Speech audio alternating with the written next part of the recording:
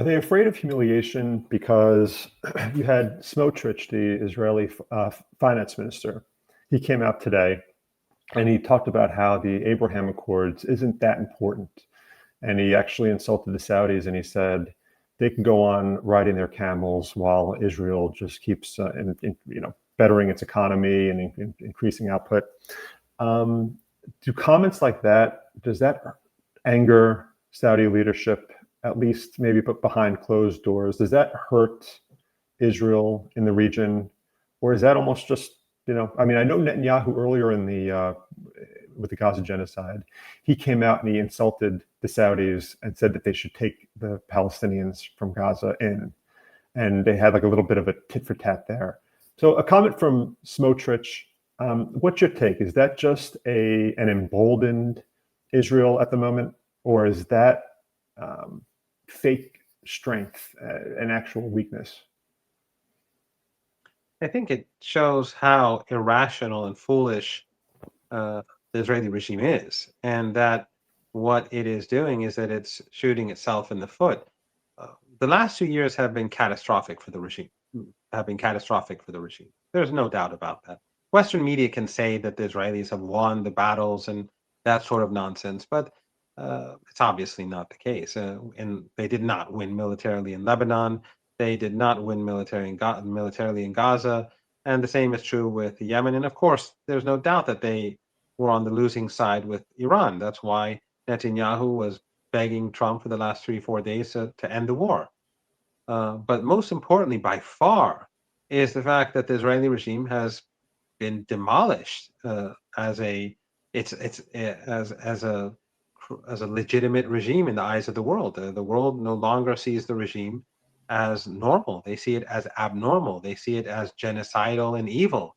And this, I think, is the greatest defeat of all, both for the Israeli regime, but also for the collective West, which has been supporting this Holocaust for the past 2 years. So I don't think that Netanyahu and his allies are very rational actors. The reason why Netanyahu has been continuing this genocide, despite the fact that it's been destroying the regime in the eyes of the world, is because Netanyahu wants to remain in power, because he does not want to go to jail. So he's doing something that is damaging the Israeli regime in an it's doing irreversible damage because it serves his interest. And his allies, of course, uh, are fanatical and they're not rational. So what they are do by making such statements, whether it's Netanyahu, as you pointed out earlier, or his allies now, what they're doing is that they're actually weakening Saudi Arabia. They're weakening all of these countries that have been silent or complicit during the last 2 years. In fact, Trump has been doing the same by dragging all these regional leaders to Egypt and humiliating them in front of their populations. And these leaders, by basically whitewashing the genocide through their participation in that circus in Egypt, they've all been weakened. You're They've talking been about the signing of the ceasefire. You're talking about a week and a half ago when they went to Egypt to sign the ceasefire, and I don't think Hamas or Israeli officials were even there. Correct?